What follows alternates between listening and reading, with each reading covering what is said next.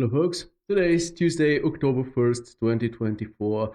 As usual, my name is Todor Vladov, and I'm back with the 37th episode of Keeping It Realistic, a show in collaboration with Chaos, during which we talk about some recent news, announcements, tutorials, but also interesting upcoming events revolving around Chaos. We occasionally discuss topics relevant to the group and the visualization field as a whole, and of course, we review some of your works and most recently also your work in progress projects shared in the Chaos Campus Facebook group within the last 2 weeks, talking about their strengths, but also pointing out their weaknesses and eventually even suggesting ways to improve them. We do all of this as a live session instead of a recording so that you have the chance to actively participate in those discussions, interact with me, with myself, with each other. So please don't hesitate to say hi, ask questions, voice your opinions, or generally be active. With this out of the way, welcome everyone. I see you have already here. You've made it despite us starting an hour earlier than usual. The reason is an online event that will take place today at 5 p.m. Central European Time that I will tell you a lot about later. For now, let's do what we usually do in the beginning of the show and take a moment to appreciate today's cover image. The works for it were contributed by Thakur, Bilal, and Mahmoud. The triptych, as you can see, is kind of dark and gritty. But despite this, despite the images being vastly different, we have a bedroom, kitchen, and a historical market, so an exterior. They are still very harmonious, and the reason for this, of course, is the tone mapping and the color scheme of all three images being very harmonious among themselves. I really like it, and I hope you do too. I see Simon, Kama, Abdi saying hello, folks. Very happy to see you here. And today, this won't be the only title image that we'll be taking a look at, because today, for the first time since the establishment of this group, we'll be actually having a new Facebook group cover. As you know, we introduced the idea that the group covers will start featuring your works. So during the last show, I introduced 5 really great looking shots and gave each one of them the chance to compete for the pole position, for the chance to become the group's new cover image for the 2 weeks until the next show, until this cover image is replaced with the one you'll be choosing next within the next 2 weeks. The 5 contenders for a new cover image I will be showing you in the end of the show. But for now, let us enjoy Diego's work. He won out of all the other images that he competed with, and I'm very, very happy with this choice. I agree with you. Even though all 5 of them were pretty good, this one looks really amazing, and especially with the Chaos logo on it. It's great. I hope you guys like this. I hope you like the implementation of this idea. So, and I'm wishing you, of course, that you also win at some point and have your image grace the title of our Facebook group together with the Chaos logo on it. It looks pretty dope, if you ask me. I see Danushka joined us, Amit, Mahmoud, great to have you here, guys. Amit says, nice cover, Theo. I really agree with this one, but this has less to do with me and more to do with the quality of your own works. And I'm looking forward to a very interesting future because every 2 weeks we will be changing our cover image with images of yours. As I already told you, in the end of the show, I'll introduce the 5 new contenders for the next 2 weeks. Okay, let's move on and jump in right into the news. We'll start with what we always start, the Chaos event calendar. I don't think that there is much new here. We already talked a lot about this. One thing that I consider to be new is the Chaos Unboxed event in Mexico City. And I gotta be honest with you, this makes me really happy to see because we're kind of used to seeing those events happen in, let's call them Western countries like Central and Western Europe and the USA, Canada maybe. So seeing this in Mexico City, in Mexico, is actually something great, if you ask me, because these events are absolutely amazing. I attended the one in Berlin here, but the response that I have gotten from all the other events that have happened all around the world has been nothing but positive. And I can absolutely imagine that each and every one of you would love to have such an event, if not in their city, then at least in their country. So seeing that these Chaos Unboxed events start happening all around the world, and not only in, let's say, the most popular Western countries, but also in countries where we don't have as many Chaos events as this one, is actually pretty amazing. And I hope this is the start of something new, of something beautiful. I hope this is warmly accepted and Chaos continues doing this all around the world on every continent, in South America, Asia, Australia, Africa, everywhere. I think everybody will profit from it. Chaos, but of course also the artists and the communities there. Amit says it was a tough choice to choose the right cover as all the entries were excellent. I fully agree with you here. It is very difficult. I even considered giving you not one but three votes, but it could be maybe a bit confusing, so we decided to go with one.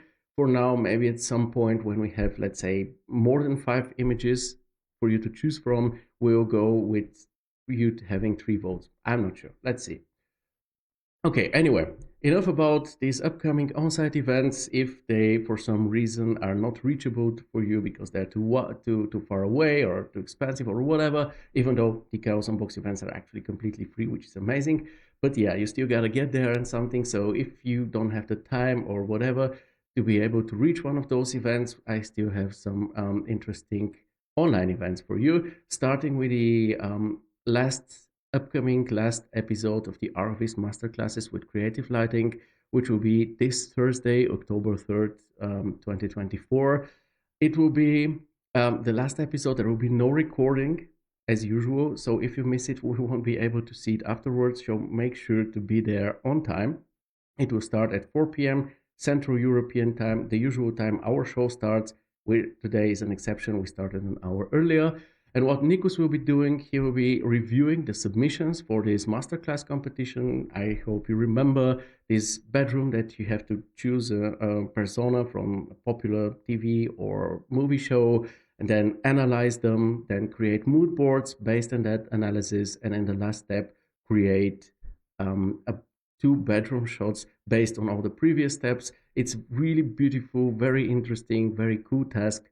And I really hope that some of the members in our group here, in our community, have actually participated in this, because at least those that I have in mind, of course, I won't name them, definitely have the skill set and the talent to actually win out. And there are great prizes to be won. Winners will be announced, of course, during this show, and they will get cool prizes from Chaos and Creative Lighting. Now, talking about Nikos, I also want to quickly announce the AI Mastery course by Creative Lighting, or by Nikos himself, that has launched officially around 10 days ago. So if you really want to step up your visualization game through AI, I would definitely recommend this. I haven't tried it out myself, obviously, but I attended the Creative Lighting Masterclasses years ago. I have attended a workshop with Nikos on site in Berlin, and I know how good of a teacher he is, and I know how he really wants the people he teaches to actually learn something. So I have no doubt about this course being absolutely amazing. Also, as I was switching the cover of our group, I saw that our friends over at the Common Point are also planning to introduce a new AI masterclass, which is coming soon. There are some nice images here, very promising, very interesting to look at, and I see there will be also some analysis. We all know the lessons from the Common Point. So once again, this would be also a total recommendation from my side, even though I myself haven't tried it out yet. But this is actually something that I would really consider investing the time and obviously money in. So just wanted to show you this. And now let's get back to the events. And now I'll be showing you the event which caused us to start an hour earlier today. It's the ICE or ICE 2024. It's an online conference which focuses on 3D environments. I must admit, I don't know much about it. It doesn't happen for the first time, but still, this is very new to me, and most of the speakers are new to me as well. Still, I signed up, I booked my seat, and I really want to attend. It's a 3-day event, so on the first 2 days, it starts always around 5 p.m. Central European time and goes around till around 9 p.m. So it's probably around 4 hours a day for the first 2 days, October 1st, so today and tomorrow. And then on the third day, October 3rd, there will be actually portfolio reviews. And as you can see here, I already shared the link, the ice.art. I shared it in the group. But here you see that there is a link to submit your portfolio for the reviews on day 3. So if you feel like you want somebody to talk about your portfolio and do a portfolio review for you, I still think that you can submit it here and have professionals talk about it. So really, please consider it. And as for the topics, when it comes to 3D environments, I think this topic is relevant for ArcViz, for VFX, for game design. So it's definitely something interesting, something very promising, the way I see it. And this is why I will definitely be attending the 3 days. I don't know if I should recommend it to you because, once again, I haven't seen the previous entries in this of this conference. But from what I see here in the trailer, from what I see, what the people who are going to be on the panels and how talented they are, how capable they are, I think that it would be really interesting. And as you see, the topics are also quite interesting as well. So today we'll have lighting talk, lighting 3D environments for storytelling alone is something which sounds absolutely amazing. And I definitely won't be missing this one. So just so you know, these are the events, the upcoming online events that you can attend in very near future. Of course, you know where I found something like this. It's the Chaos Group official Facebook page. It's just Facebook/Chaos Group. I show you this every time, but the cool thing about it is there is always interesting stuff to be found there. So this is where I found about this conference. But here's also where you find news about the Chaos Cosmos library having some new partnerships and some new assets to it, or some behind the scenes footage from the ray tracing for the Ween movie, or let's say the announcement about Chaos Escape, the new update coming out with improved Chaos Cloud integration. And honestly, this might sound like an advertisement. You know, I'm not an Escape user, but looking at this, looking at exactly what is currently playing here, and thinking about some projects I worked on during my career in the past, it would have saved me so much, unbelievably much time and nerves and effort if I was able to have this combination at my disposal. So yeah, if you're interested in Escape, definitely check it out. And by the way, still, if you're interested in Escape, last week Mike at his show had this Escape beginner-friendly tutorial where he just took a scene and for an hour he was showing us around Escape, showing some features, sharing his own opinions. And I must admit that I'm impressed. When you say real-time rendering from now on, I think that I will be thinking about the way the video frame buffer of Escape refreshed. Because you would just see Mike moving the camera just a bit, and maybe we can see a glimpse of it. He would just move the camera and around, and you see there is no buffering whatsoever. It is just, everything is truly real time. So I find it really impressive. Obviously, the quality in the end isn't comparable with V-Ray or Corona, but I think, let's say for most of the project, especially if you're having the conceptual part as well, and you have to figure out the materials, the placement of stuff and so on, I think it's a great tool to use. And then for the very last step, you can just use whatever you prefer, V-Ray or Corona, to have your high-end glossy images.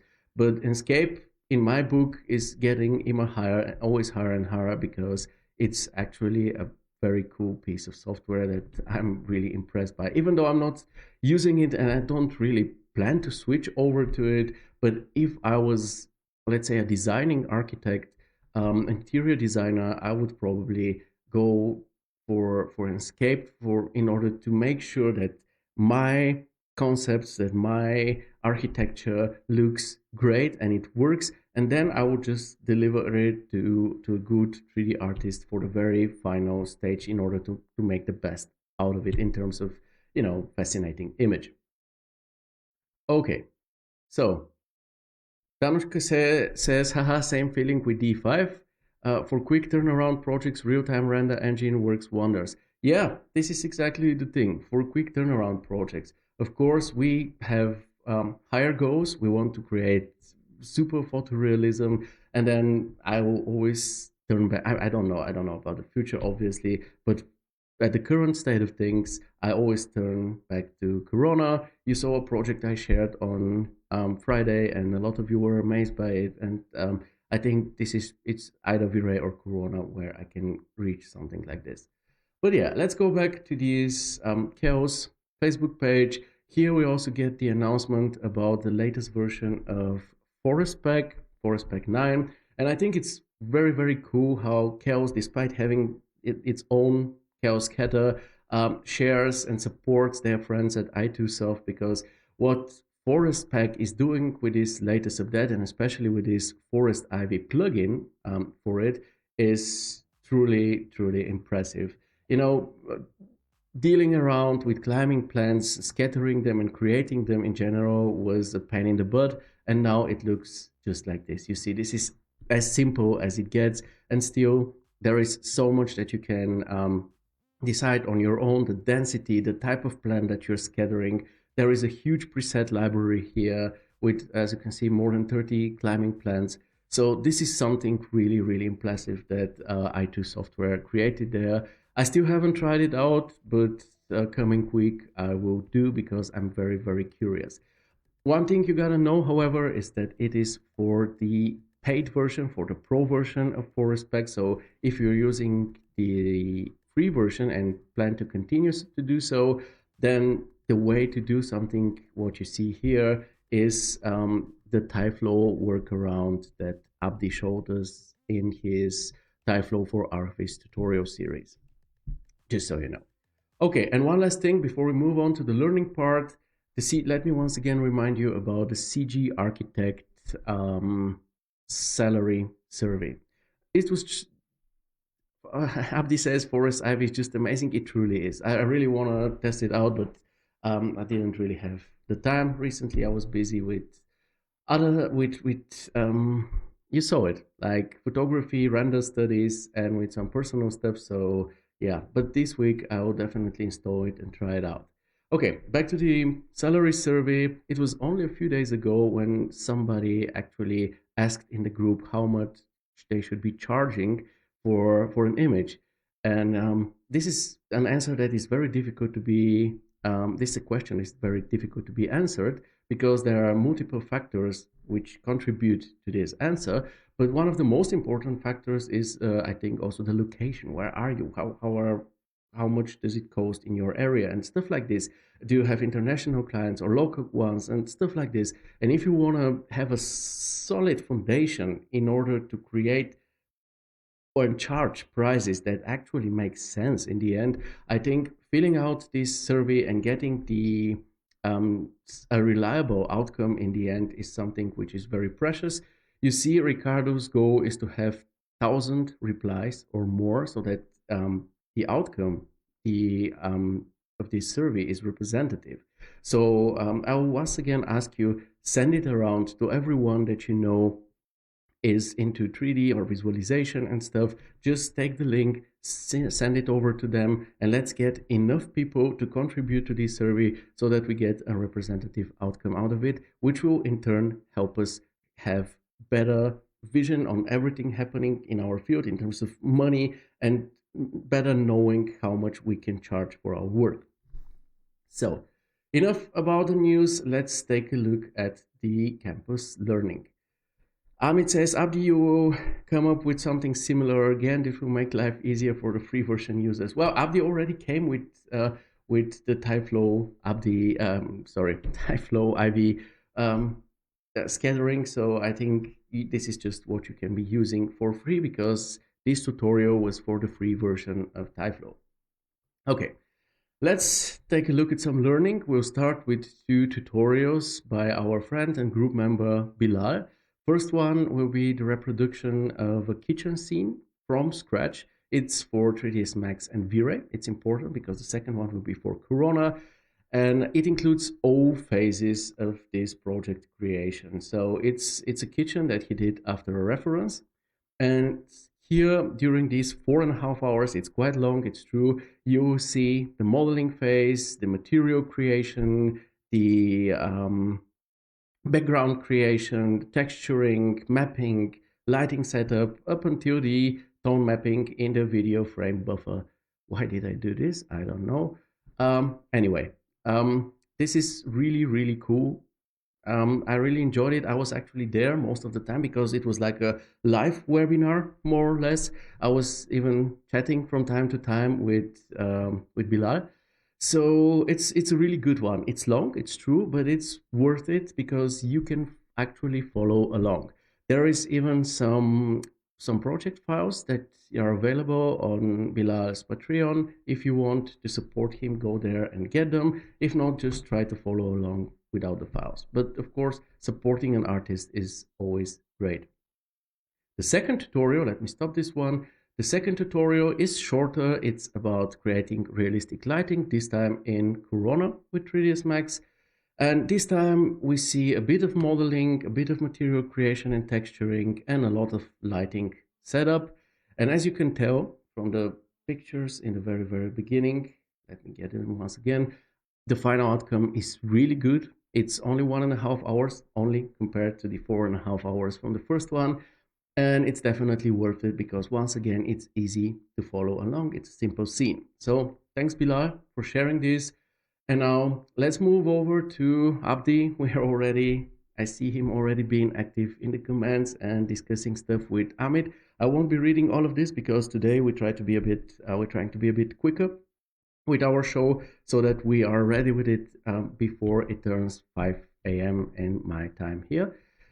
This is the 8th lesson in the Tyflow for ArcViz tutorial series started by Abdi. It's difficult to believe that there's already been 7 parts before that and we are already arrived at the 8th part. But it's amazing that this series happens. I'm very, very happy about it and about Abdi showing us how to use Tyflow, mostly oriented towards architectural visualization. And the great thing about it is that everything Abdi shows here is actually manageable with the free version of Tyflow. So you don't need to spend a dime, just a bit of your time in order to watch those tutorials here and learn how to do the things that Abdi is showing.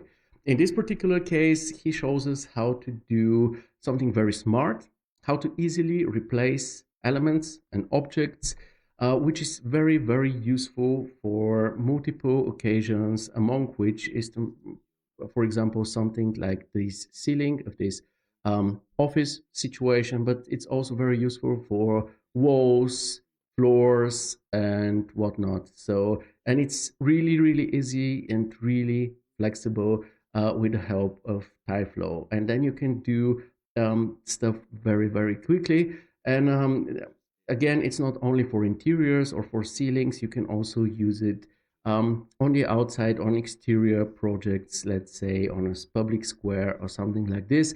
And it's just a wonderful thing. You see how he just moves this piece around and suddenly one of the concrete floor tiles turns into a bollard.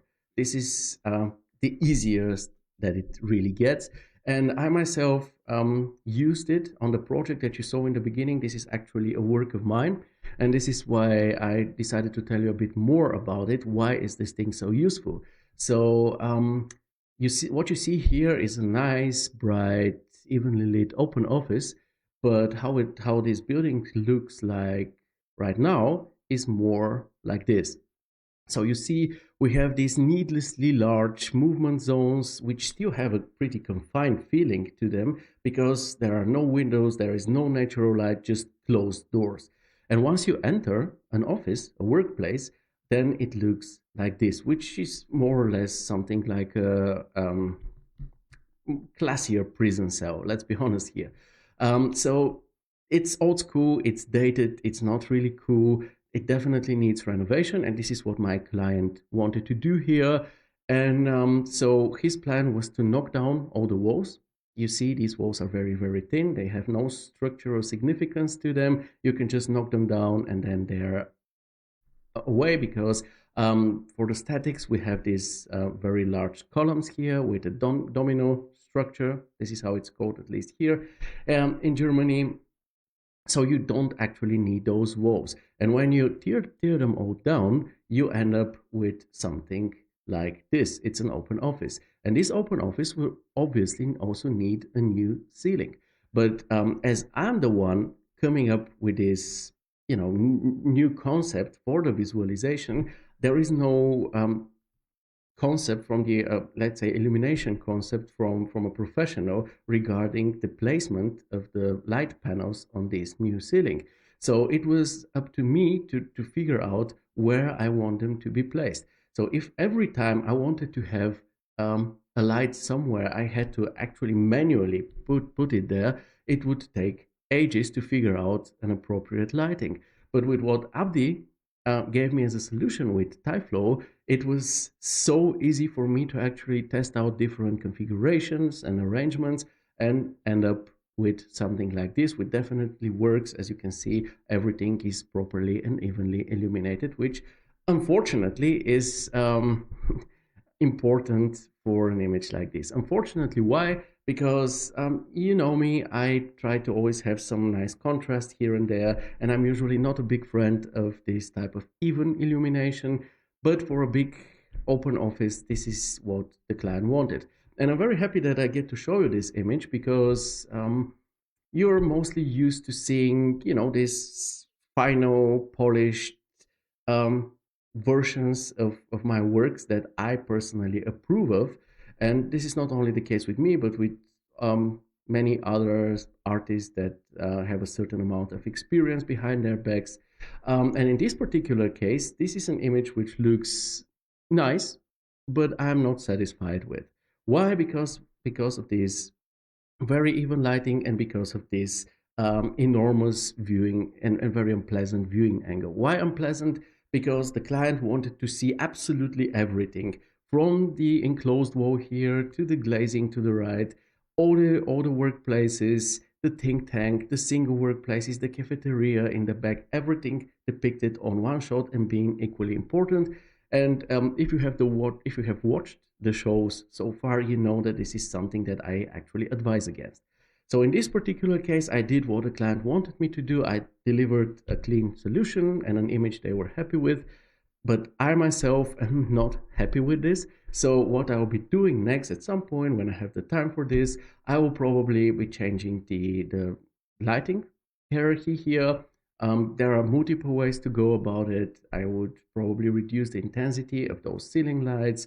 I will, or just turn them down, turn them off completely, so that I get nicer contrasts as something like this here.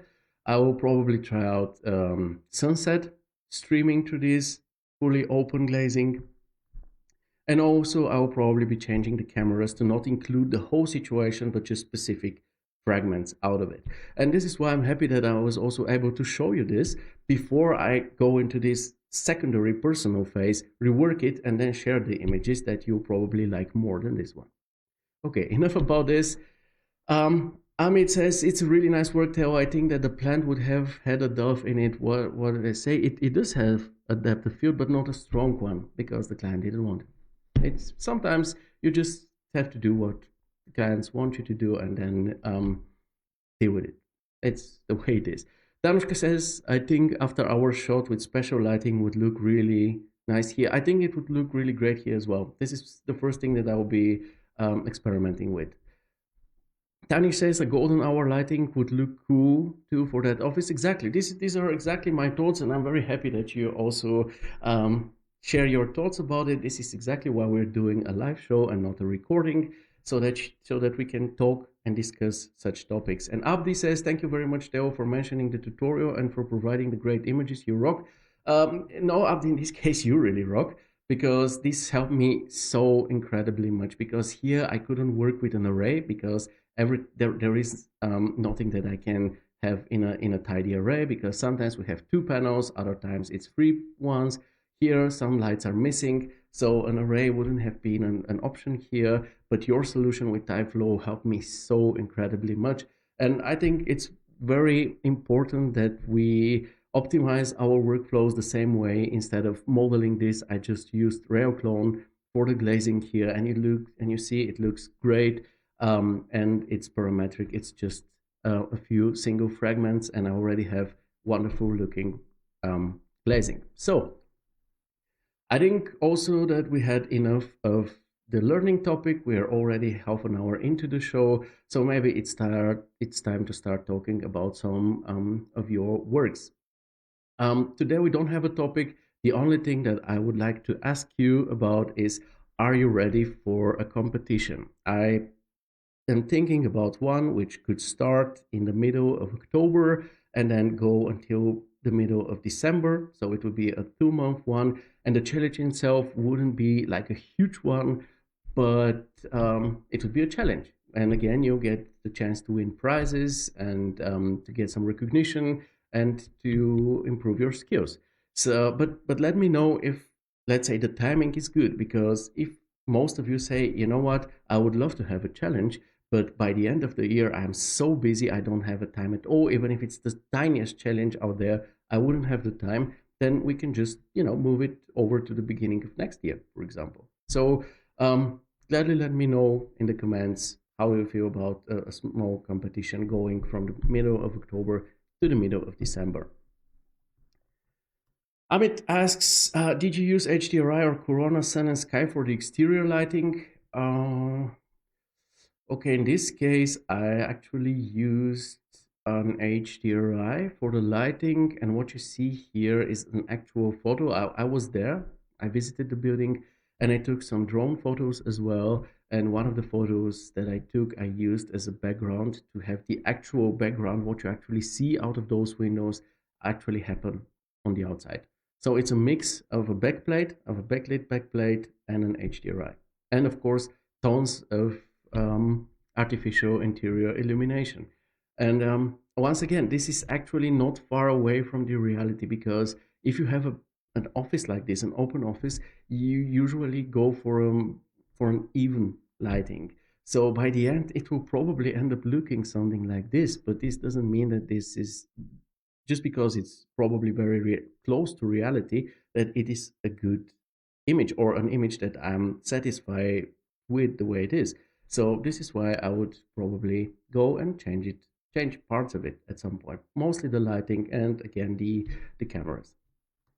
Okay, Abdi says, my pleasure. Very glad to hear that it was helpful to you. It was more than helpful. It saved me so much time because I could really use it in real time. I could just start the interactive render and then just move those placeholders around and see how the ceiling looks like with different arrangements and positionings. And no other solution could have been this easy to use, honestly.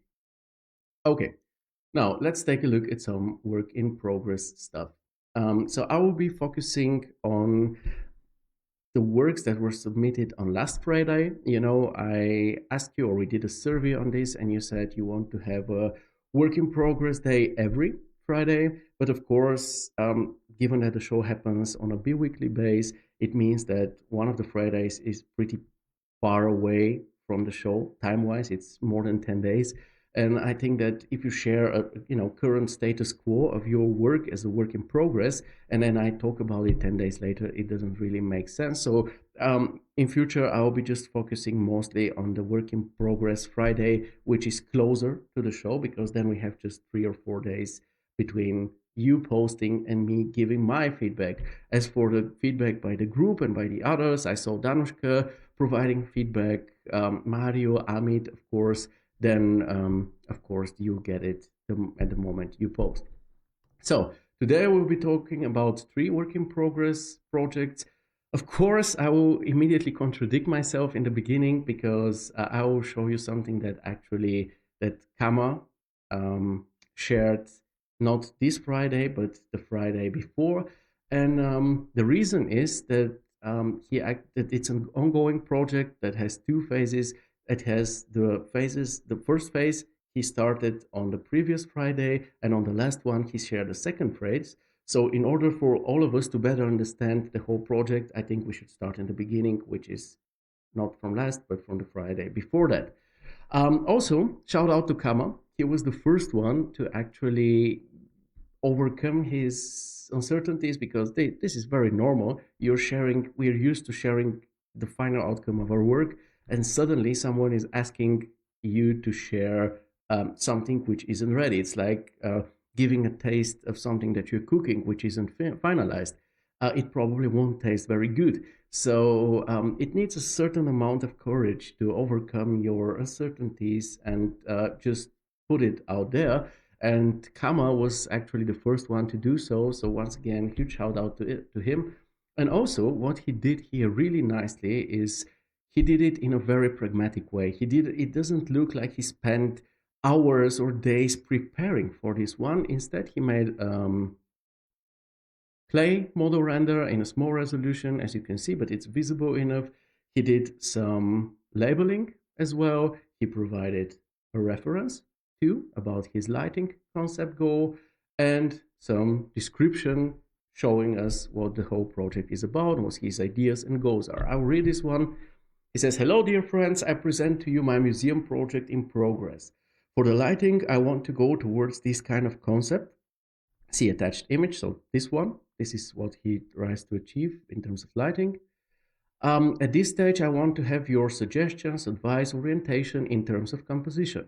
This is why it is not complete. I put a caption for a better understanding of the scene. I am open for further information. Thank you. Work in progress." This is wonderful. This is a wonderful example of how I imagine this to be. You don't have to spend hours to share your work in progress. Just make it quick, pragmatic, and just understandable for the people who provide you with feedback what your goals are and what you want to ask them or what you're uncertain about. So yeah, he got feedback from Mohanad and from Mario, mostly from the common point lessons, which makes a ton of sense when it comes to moody or overcast exterior lighting. There is so much knowledge that we got from these two guys that I don't really think that I can tell you anything more about it. So I concentrated more on the topic of the composition.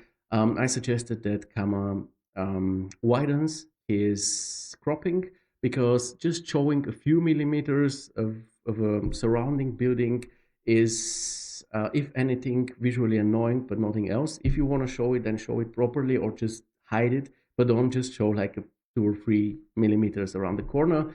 I also advised him to remove these tree in front of the main area here, especially in front of the lettering of this museum, because the whole scene revolves around the museum, and the name of the museum is a very, very important aspect of it, and you cannot just be hiding it behind a tree.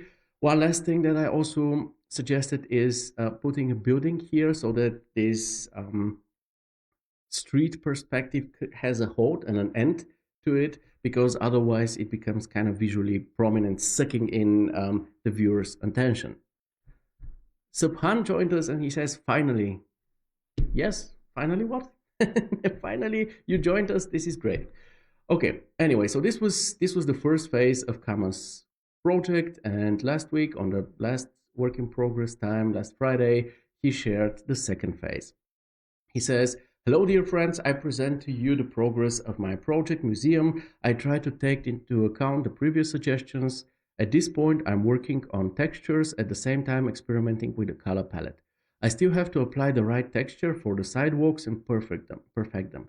I've marked in red the textures that aren't finished yet. Once again, very smart and pragmatic. Instead of listing them and hoping that the one who reads this remembers them, he just puts a red dot on those surfaces here so that we know, okay, this isn't finished, don't bother with it. Awesome. I wanted to get suggestions on the composition and color palette, but also other elements that can help me. Thank you. So let's take a look at this one. Subhan continues, I actually miss every time. Today I wake up early, otherwise I miss again. Oh, glad that you're here. Glad that you made it, man. Oh,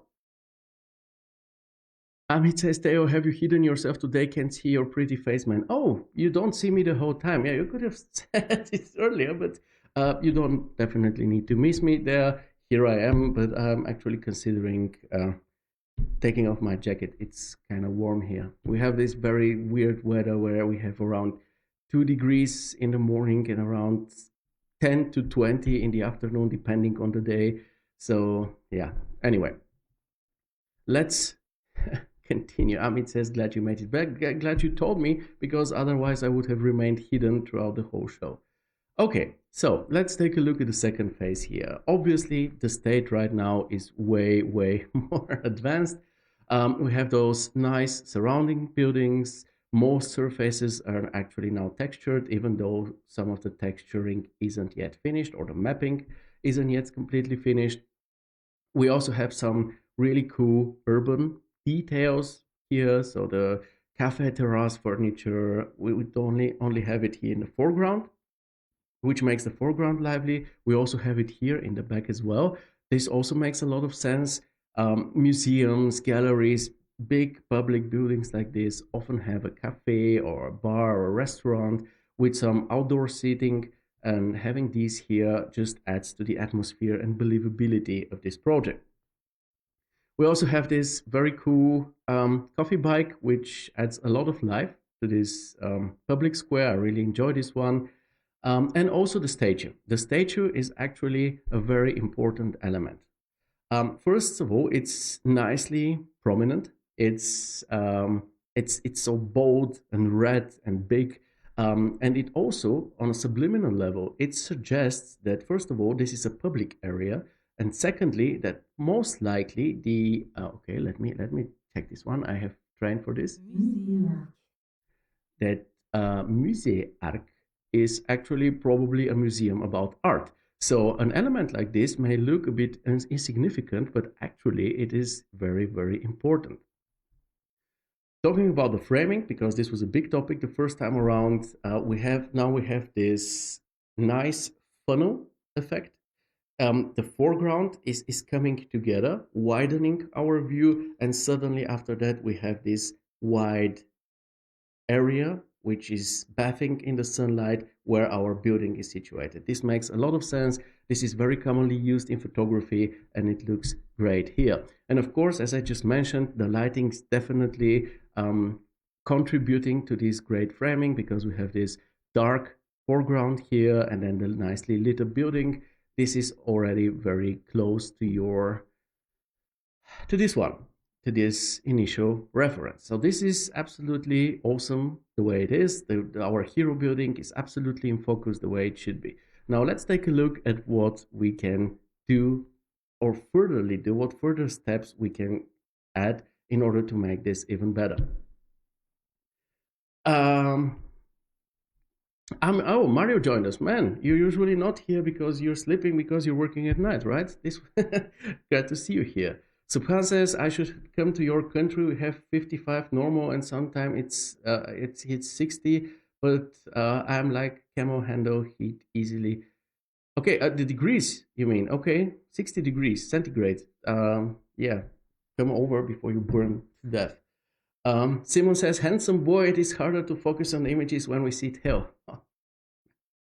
Oh, thank you very much. Yeah. Anyway, let's now continue more seriously. Okay, let's talk a bit about the lighting, and I'll give you some examples. So, talking about the lighting, once again, it's already pretty good. We have the dark foreground and the dark sides, and we have the building sticking out and popping out nicely, bathing in the sunlight. If you want a stronger effect, more similar to this initial reference, what you can do is go for a more overcast sky, because your current sky is very much in harmony with the building and not so much in contrast. You see this warm color that you have on the facade, you already have on the clouds up here. So it's more harmonious right now rather than contrasty. So if you want a contrast, I suggest going for a more cloudy sky. And of course, generally speaking, for about generally colder color temperature of the sky. So that you have also this type of additional contrast, which would be the color contrast between the warm facade color and the coldish or neutral sky. Um, Simon says this image looks like a bit like the Luxicon in terms of framing and colors and lighting. Could turn out really nice. I think it will. Mario says, I won't be able to do that for at least a month. Haha, we have people working on the house, so I have to be ready if they need anything. Oh, okay. So you'll be watching the shows for a month. This is great. I'm happy about this. Also, your house gets renovated, which is also pretty positive, right? Okay, let me show you a few examples when it comes to this type of lighting. Let's take this one here. So you see what I went with. Of course, clients, they prefer what they are used to, what they know and what they like. So more or less day type of lighting. And this is what I went with for this project. Also, this is something I'm quite good at. Let's be humble about this. So yeah, this is what I delivered to them. But at some point, I also proposed an alternative lighting scenario, and they actually ended up liking it so much that they also bought this image as well. And what I'm talking about is this one. And here we have the effect that I think Kama is looking for, at least partially. So what we have here is the steel blue sky. A steel blue is not a blue; it's actually more or less a bit of a coldish gray. And in front of it, we have the building bathing in the sunset sunlight. And here we have two types of contrast simultaneously. First, we have the lit up building against things that aren't that much lit up, like the surroundings. And then we have the warm building against the coldish or at least neutral sky. And this is like the second contrast, which is always great to see. Once again, this works on a subconscious level. How? It's because we are, when it starts raining, when you see an overcast sky like this, you get the idea that it will probably start storming or raining soon, and you want to hide somewhere safe. Exactly when it becomes dark, you want to go where the light is. These are initial instincts from the caveman times where we used to find, we've discovered fire and we used to gather around it in safety. So seeing something like this always has a positive connotation. And I'll show you another example of mine, which is a bit more subtle. This is this one, obviously. So in this particular case, once again, we have a very overcast, almost stormy sky, and in front of it, the building sticking out nicely because of the lighting. So here we have a mix. In both cases, it's actually a mix of an HDRI, the overcast HDRI, and some Corona sun for this soft sunset lighting. In this case, the effect is very subtle. There is a reason for this, and it's because we already have the bricks here, and the bricks have a certain color to them. So if I would have had a strong sunset lighting atop of the original brick color, this would have changed the color and turned it into a new one, which isn't the one that the developer plans to implement. So in order to depict something which is closer to the original bricks that will be implemented someday, I kept the effect subtle here, but nevertheless, we still have this pleasant, warm lighting on the building. You can see it here. And this is, Mario says, yes, exactly the render of yours that came to my mind too. Well, yeah, this was very warmly accepted also in the VW Art Club and on the CG Architect Gallery.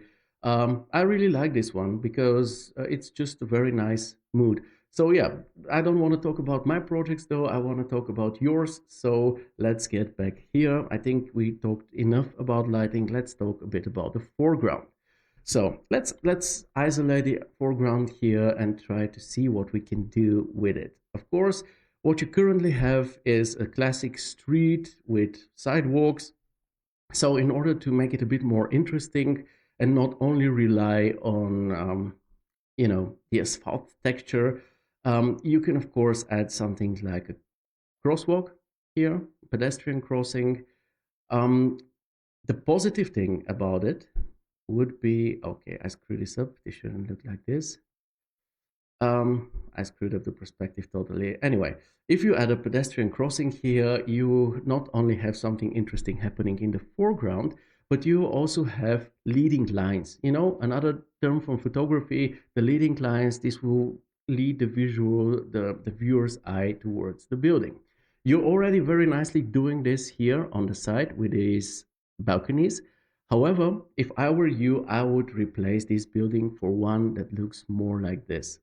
Once again, I know what you're doing here and you're doing a great job with it, but the building itself doesn't look really nice. The buildings here look like maybe some historic old European city, whereas this here looks like Eastern Europe, post-communist or communist times concrete buildings. I think you can find one which looks like this and just has ledges and maybe even some balconies, and then replace the current one with it. If you don't find something like this and you don't want to build it from scratch, then maybe at least remove this painted, dirty facade and switch it to bricks, and maybe do some further work on the ledges until they look more like a classical building, and maybe instead of the glass railings go for once again more classical ones. And I think this would be really cool.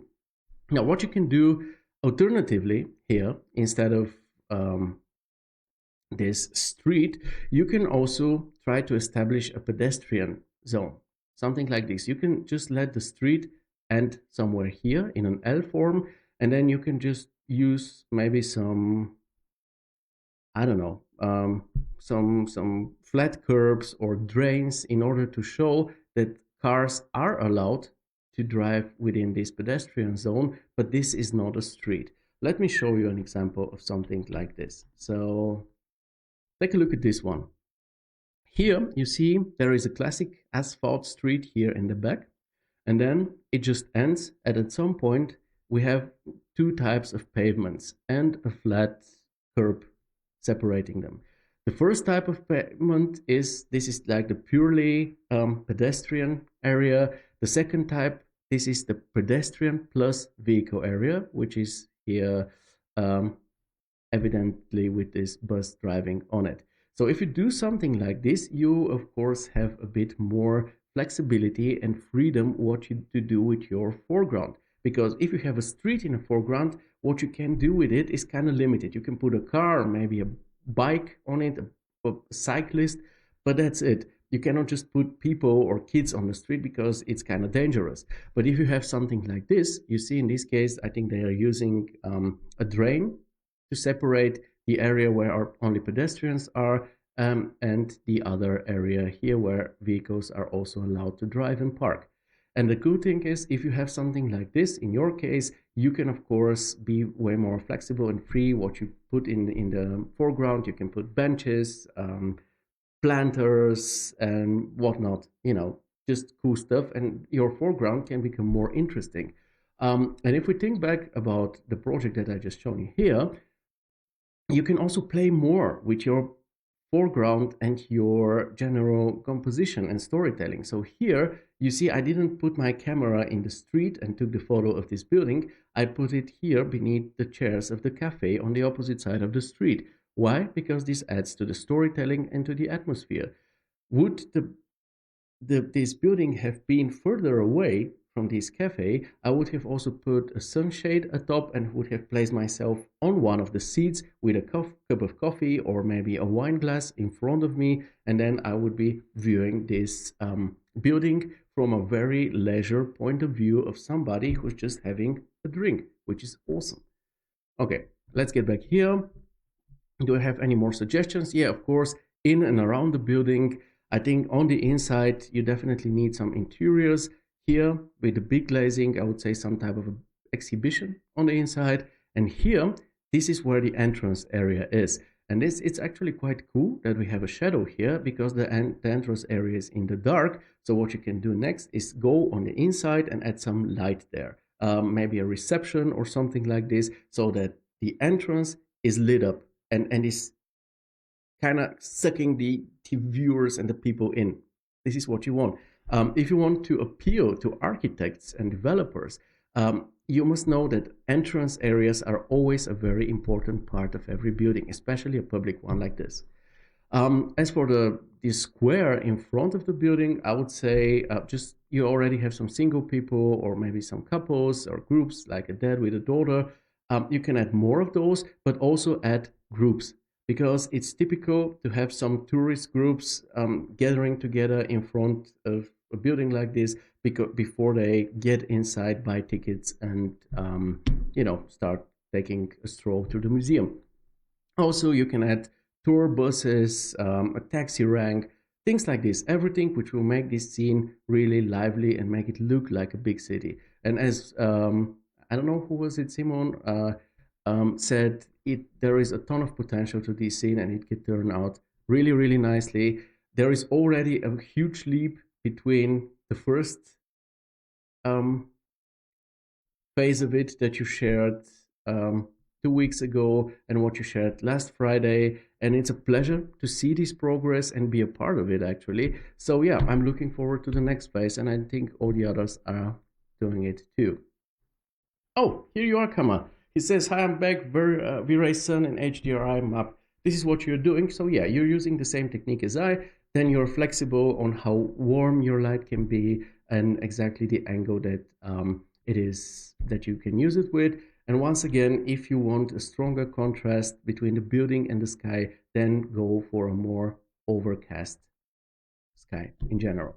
Okay, let's move on to the next work in progress that was shared. It is Amit. Here you are in the comments. I saw you, man, sharing a commercial work. Amit writes, "Hi guys, as it's a work in progress time, I felt like sharing my ongoing work to get some feedback. It's a gym interior mainly for aerobics and not heavy duty Arnold, I assume Schwarzenegger workout.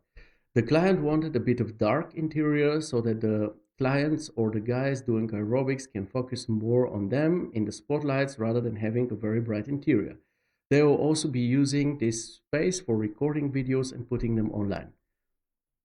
This is a personal thing. This has nothing to do with your projects, but I'm hoping for the day when taking videos or making videos in public gyms will become prohibited and people will just focus on doing their sports and going home, because I'm not a big fan. But this has nothing to do with your project. I just wanted to give you a piece of my mind for whatever reason. Okay, some specifications given by the client were as follows. There is a list of those. We'll talk about them in a minute. So I'll continue down here. I have mostly tried to follow what the client's instructions were and managed to get the output as he asked. The client is also happy with the outcome, but as an artist, I was still not satisfied with the overall look. Lighting wise, can we improve upon something? Looks why here's the output come near to the client's requirements. Any suggestions and feedback will be taken positively from my side to improve upon the work, and will incorporate those points in my next project. This project is almost finalized, but still, if I get some time, we'll surely do the necessary changes and send those images to the client as well. Thank you all in advance. So I'll just open one of those so that we get a closer look. Then I can put out this list of specifications that you had to work with, but already I can tell that it's an awesome description of your work, because it absolutely helps understand what situation you had to deal with, what limitations you got, what the client wanted, and also what you're not so satisfied or unsure about, so that we can specifically concentrate or focus more on this. Now let's check the client's list and see if you have fulfilled their wishes. First, the wall should have concrete type of look with some motivational stickers on the top side. Bottom would have running strips, decals or stickers. The area of the entrance should be rustic color with mirror on the wall for lightweight training. This is the entrance area. It has mirrors on the wall. It has the lightweight training, even though this isn't really so much lightweight, but that's not so important, I guess. The doors are black. This is one of the further points. I'm just showing this to you because our list disappears. And we're back at the first shot. Windows would be tinted brown color with black frames. Check. Doors should be black colored. Check. Ceiling should be black with black wooden straps material. Check, it's looking great. The doors, no, sorry. The central AC duct with black color. On the sides of the duct, there will be a rod hanging from the top, full length, for them to attach a cloth for aerobic exercises. With those. Then there will be hanging spotlights, full length, and then hanging light strip, full length. Check and check. Mirrors on 3 walls with indirect lights on the top. Check. Near the entrance wall on the inside of the main area, we'll have a concrete block where the logo will be put and having an indirect lighting at the back. Check. Floor will be dark gray gym mat material. Check. So I think we can all agree that you fulfilled all the client's wishes. Every point is considered and implemented in a very nice way. The modeling and materials that you have used seem very right, especially the ceiling. I love the ceiling. For whatever reason, I've never seen a fitness or a gym with a ceiling like this, but I really, really enjoyed the way it is. The floor looks great too, by the way. The walls as well, so I don't think there is any issue with that too. The artificial lighting is also quite sweet. So where is the problem? Because I also think that these images can be better than they currently are, especially with the great foundation that you have already implemented. So first of all, I think problematic is the general concept here to a certain degree. We have a pretty rough interior, for the lack of a better word. So we have exposed concrete, we have rusty walls, gray, black. So I don't want to get cancelled trying to impose some gender specific rules, but to me this looks more like an environment for lifting heavy weights by the gym bros and sisters that are really, really into it, rather than a space for Zumba and aerobics. Because I went over to Pinterest and I searched for Zumba. You see, Zumba fitness, and the outcome is almost always some type of a bright space with warm colors, especially on the floor, something like parquet floor, wood at least. And as you can see, this is on almost every image what we get to see. So it's not the classic Zumba or aerobics space, okay? I think we can all agree on this. And this is why I think there is already in the beginning, there is a certain contradiction between the looks of this space and its purpose. But in the end of the day, we're professionals and we have to deal with what we're given, right? So let's take a look at what we can do in order to eventually make it even better than it already is. So the first thing I would say is I would try to add some structure here. Why? Because currently the space is rather empty. And I understand an empty space means it's flexible, it can be used in different ways. I get the message. However, as empty as it is also kind of intimidating. Like, try to examine the current situation from the point of view of somebody who just enters this. And you go into this and you see so much empty space. Would you really place your yoga mat somewhere in the middle? If you're not Zlatan Ibrahimovic or somebody else who is equally full of themselves, you probably wouldn't be doing it, right? You'll be probably going to do what you have already depicted here, consciously or not, because you see, you place the yoga mat here in the corner, and the other yoga mat you placed on the opposite side also in a corner, because in a corner people feel like more confined, more like they have a space for them, and they're feeling less exposed this way. So I think that adding some structure here through maybe some repeated elements such as yoga mats on the floor, or some steppers, or maybe those hanging cloths that you talk about, as if the space would be prepared for a Zumba class or an aerobics lesson, something like this. And I'll show you an example. Take a look at this space here. Try to imagine it without all the yoga mats on the floor. Would you really, I mean, you enter it, there is nothing on the floor. You will probably try to go for one of the corners in order to feel safer and less exposed. But if you enter this space and you see all those yoga mats already prepared, you will probably do what this lady did here and just select one of those and go with it. So this will immediately make the room more inviting and more accessible and less intimidating. So this is what I would suggest here for sure, to add some structure to the space. Also, let me just show you a few other examples. Take a look at this one. This is even a dark one, but as you can see, if it was without the mats on the floor, it would just be an empty hole, and once again, pretty intimidating, along with its size. But with those things on the floor, it is kind of inviting. So you just choose one of those and start using it. Abdi says maybe just brighter lights can make some differences, so even Zumba could be imaginable. Well, of course, you see here we have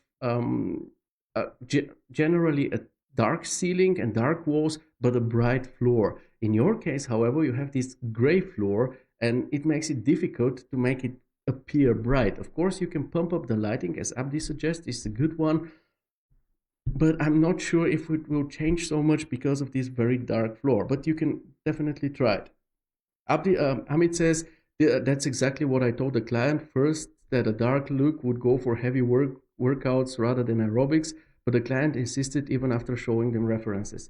Yeah, I told you in the beginning of the show, showing you my own work, sometimes clients just don't want to listen and just want to get their way, and we as professionals just say, okay, and we do what they want. So obviously, if you want to rework this for your own portfolio, you can just change the floor for a wooden floor, and I think that it will change a lot, or at least make the floor brighter. Also, for the gray floor, the client said they wanted less foot marks, so go for dark floor. Okay, that's the way it is. These are just the limitations of the project. But if you put something on this floor, like those bright yoga mats, your client cannot actually have something against it, because yoga mats are something mobile that don't really belong to the floor. They're not a part of the architectural concept, and you can lay them out the way you want. Once again, it doesn't have to be yoga mats, it can be steppers or something like this, or you can actually hang down those pieces of cloth here, but you need some structure here.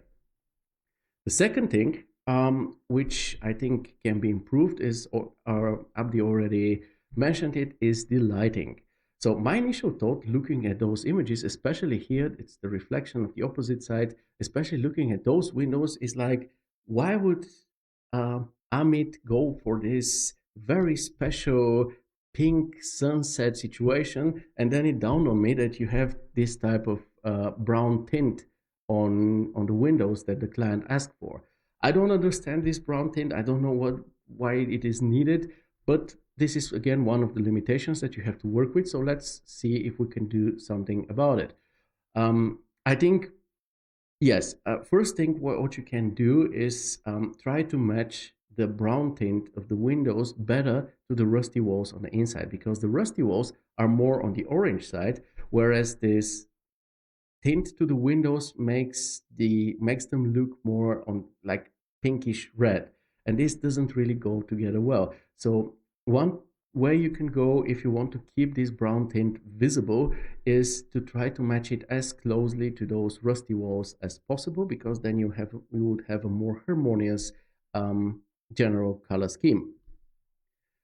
But to me, once again, this is still questionable, because you have lots of windows here and even a full glazing on the one side, but on the other side you don't really have a nice view. This is just these are just some regular and not exactly pretty buildings on the outside. So I asked myself, what's the purpose of those windows? Do you really want to look out, or is the purpose of them to let some light in? If so, you can maybe try working with a generally stronger exterior or lighting, or sunlight or general illumination coming from the outside.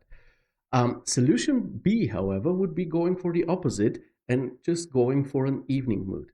Once again, the buildings and the view from this gym isn't really spectacular, so why not just go for an evening mood? A lot of people train after work in the evenings anyway, and just make it dark on the outside. This will go better with your dark black doors. And then we'll be able to focus more on what's happening on the inside and more on the artificial lighting, which, as Abdi suggested, you can just pump up a bit. Um, Abdi says, well, at the end of the day, we as artists are less responsible for clients' marketing strategies. All we can do is giving them some personal opinion. Of course, we can try to share our personal views, our experiences. We can try to show references. But if the clients don't want to listen, you won't be able to make them. So you just have to go with it. And you have two options. Either make the best out of it, or just let it be the way it is and then rework your project afterwards. Now, regarding the modeling and materials here, I think that you should desaturate those balls. They already have pastel colors to them, but these pastel colors don't really, you have this very strict color scheme. It's like gray and rust and gray and black, and then you start adding lots of colors. You already have a color. This is this orange from the rust, and eventually the blue on the logo. I think that this blue is kind of too prominent and kind of doesn't suit the whole atmosphere here. But if this is the blue you have to work with, then so be it. Then my suggestion would be make all the balls gray and maybe only leave the blue ones, those very desaturated blue ones, to support this highlight color that you already have. But don't mix, you don't need a green ball because there is nothing else green here. You don't need the purple one as well, the red one too. I would just remove them all together. And one last thing, fragment your mirrors. Take a look at these examples here. All the mirrors in all the examples here are fragmented. The reason is that you would never be able to deliver. First of all, they what's wrong? Looking sharp. It's from the age. Thank you, Mike. Yeah. Anyway, you cannot deliver a mirror like this. This is probably around 2.5 meters or something by 6 meters. Just imagine trying to deliver something like this into a building. You cannot. You need fragmented pieces of mirror that you put together, and this will actually make your modeling look more realistic because it will add some further details to these small growths that you'll be having in between the mirrors. But all in all, I think that should be it. These are my suggestions after trying to analyze this as much as possible. You already have a very solid base to work with. The ceiling is awesome, the materials work and everything. Now I think it's up to you to start experimenting with lighting and with color schemes and trying to get maybe some really cool monochromatic color scheme with one highlight color. To me, this one highlight color should be the rust, but you can also desaturate the rusty material so that it goes more with the gray ones and then go for the blue as a highlight color. Mike says not only fragmented, but also you need to add noise with 1 or 2% difference in the reflections. I always advise them to do so, Mike. I'm not sure if this is a good idea when it comes to a gym, because I mean this is probably rendering, most likely it is, but I think that in gyms they have a, I don't know, they lay very much importance on having those mirrors be as flat as possible. But yeah, maybe just go below one, go with 0.3 or something, or zero point 0.0 something. So there is just a bit of game between the mirrors and they're not completely flat looking. And chamfer the edges. Mike says, look at references. Yeah, I know. I'm looking at references. Here, once again, you see that, yeah, there is some, you see the mirrors here, they are not completely straight. Of course, these are ceiling panels. A mirror on the side doesn't have to, could be better than a ceiling panel. But yeah, for more realism, you can, of course, add some noise, of course. And in the bump, okay? Mike says, no, what you said just proves you've never been to a gym. When I will be in your area, I'm taking you to the gym. I have a home gym. I don't want to go to the gym. I don't want this. I have a home gym. I don't need to go to the gym. Uh, Abdi says, but Mike is right. Only NASA has completely flat mirrors. That's true. I'm just trying to think in terms of how clients are, and I'm sure that if a client sees some mirrors that have uneven reflections, they will immediately turn the image back to Amit and say that it won't work. Amit says, agree with all comments and feedbacks. We'll surely try to rework this project and share the work soon just for my portfolio purposes. It would be great. It's a project with a lot of potential. I really like it. Play around with lighting and color schemes and with adding structure to it, and it should be right. Okay, let's continue with the third work in progress for today. It's by Simon. He writes, "Hi all, my first work in progress so far. I'm trying to show a refurbishment and reuse of an old house in Milos Island, Greece. Summer here is not yet so over. Yeah, you show off. We don't have summer anymore. As usually for me, it's done in Rhino and V-Ray, but some upscaling and enhancement with Magnific and masking in Photoshop here and there. Any suggestions would be helpful. Cheers." Okay, let's take a closer look at this one. The discussion about mirrors is still ongoing. I really love this. I will read actually all of this afterwards, but now I want to concentrate because we have an upcoming event in 45 minutes, so I want the show to end before that. Okay, let's take a look at those images and enjoy them one by one. And I must say that I'm genuinely impressed by what I see here. Everything looks so nice and so realistic. It's so nicely framed and just atmospheric and beautiful that I must admit, even though I have been a Rhino user for 7 years myself, that this is probably one of the best works done in Rhino I have seen in my life so far. And at some point, I was even unsure if these aren't actually some type of reference photos, and I just didn't get the memo. But no, these are your renders, and this is really impressive. I think, first of all, you aced the lighting, the color scheme, and the materials. Um, seen in a locational point of view, because Greece isn't Germany, it isn't Norway. Um, and I went on a small research to see how things look like on the, how was it, Milos Island, and yeah, just take a look at this or this. You absolutely aced the lighting and the general atmosphere of this location. The modeling is absolutely on point. It's very minimalistic, but also very very precise. The framings totally rock. It's partially like an art daily photo session, and the AI enhancement. I think there is a lot of it here, but it's done in an actually really good and professional way so that it doesn't stand in the way of good visuals.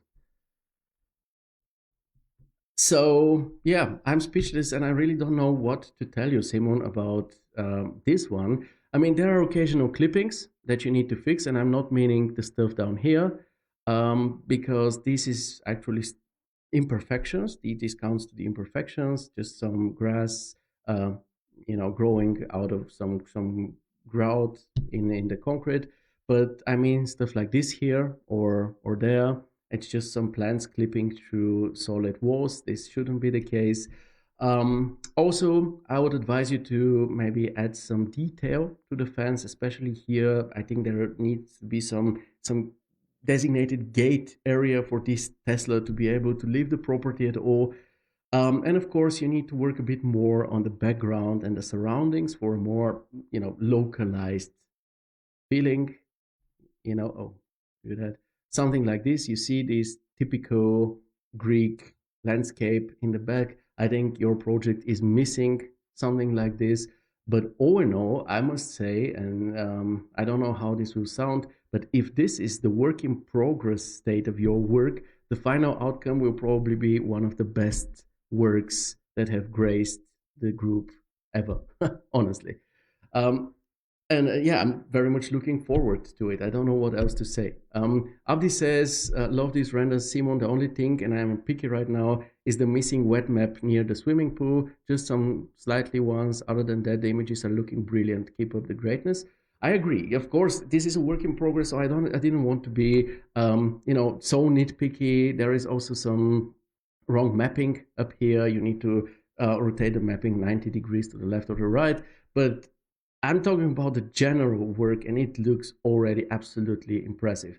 Mike says, lovely facade material. The rock is a bit much, but the rest is great. It's absolutely like a work in progress. Shouldn't be that far, actually. Um, Mario says Vasilis has some background pictures. Yeah, that's true. Vasilis has some awesome pictures, some created with AI, others photos. Maybe you can refer to those. Abdi, come on, Theo, you won't let your Tesla just drive away. No, I wouldn't. Simon says, thank you all. Totally agree with everyone. You agree with me that this is one of the best projects this group has ever seen? Yeah, this is very humble of you. But this is also true. We gotta admit this. This is awesome.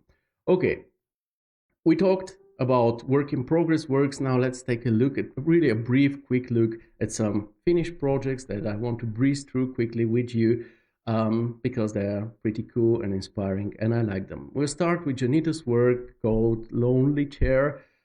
Furniture visualization. He writes, this is another personal work of mine. I wanted to create some dark and moody furniture photography. I think I got some good results by playing with light and shadows. I really enjoy this one. Thank you. It's done in 3ds Max and Corona, and the chair is not done by Janita himself, which doesn't really matter. What he was experimenting with was his photography and not modeling or texturing and stuff like this, so it makes absolute sense. I think we can all agree, going through those images, is that this is a very elegant, minimalistic, and aesthetically pleasing render photo session. To me, the highlights definitely the framings and the angles. And we even have one with motion, like somebody took the chair and just yeeted it, and then somebody else took a photo of it. Like everything here is so delicate, and then we certainly have this playfulness because of this shot, and I actually very much enjoy this. We of course also have this very expressive lighting, which is accompanying and supporting the framing here for sure, and also a very good choice of an asset, because if you want to do close-ups like this, where the lighting also kind of exaggerates the features of materials and modeling, then you need a really, really good asset on your site, and you chose a really fine one. Maybe it has a scratch too many, especially if it's supposed to be like a new project that you're trying to sell with those images. But nevertheless, it's a wonderful exercise in photography. This is why I wanted to show you. We'll continue with another dark project. We saw this one in the beginning with the 4.5 hour tutorial where Bilal is showing how to create this kitchen from scratch after a reference. And it is a very good reproduction. Again, pretty aesthetically pleasing and also very realistic. The highlight here to me is definitely the lighting. It's very moody. It's this awesome combination of the coldish environmental lighting versus the warm artificial interior lighting. And what's more is how precisely targeted the interior lighting is. We don't have just 10 spots on the ceiling producing this even lighting. It would have absolutely ruined a scene like this. Instead, we have very specific. This is something I know Nikos would love to see, because this is more or less what he teaches in his courses. We have very precisely targeted lighting here, which is leading the viewer's eye to different functional zones. So what we have here are those wall racks with some kitchenware.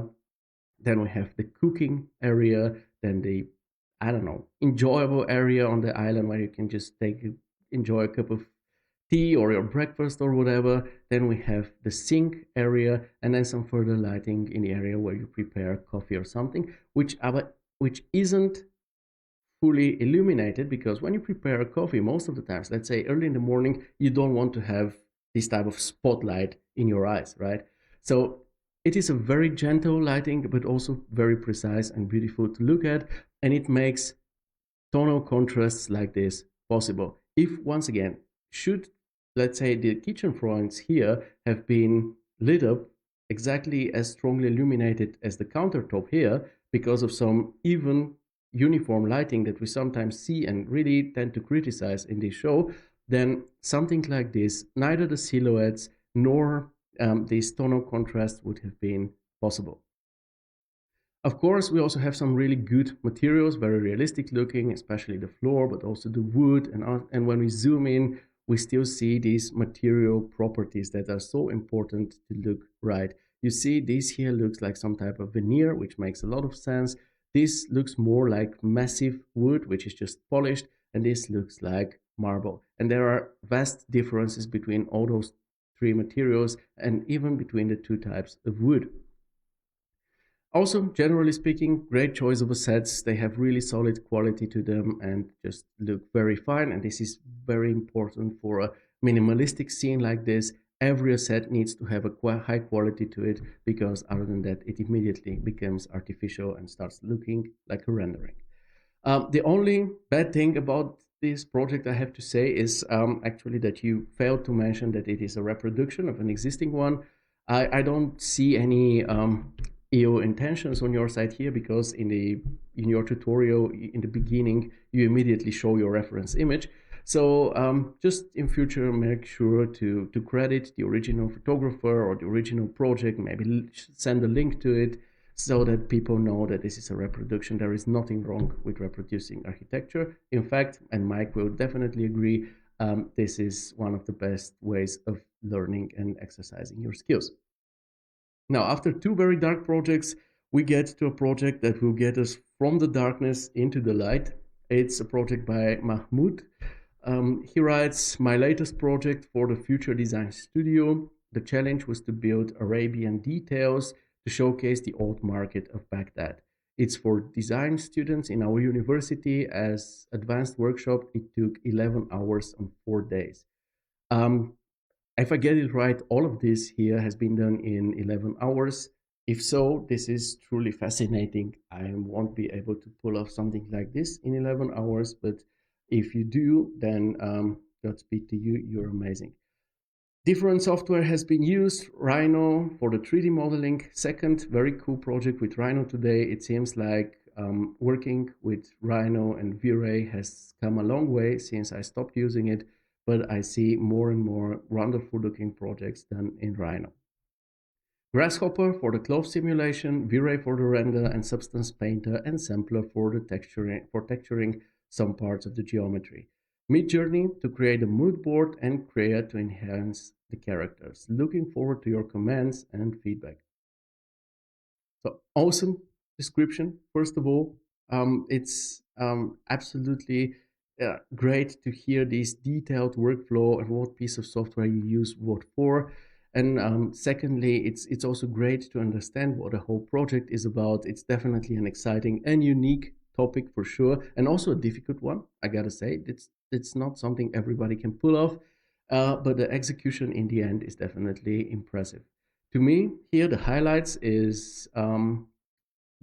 probably is the modeling and the lighting. Starting with the modeling, we have a pretty insane amount of detail, which of course makes the scene lively. You know, it's like a merchant having all his wares, like the spices, the fruit, the pottery, the kitchenware. But it also makes it highly authentic in terms of the historical aspect of this work.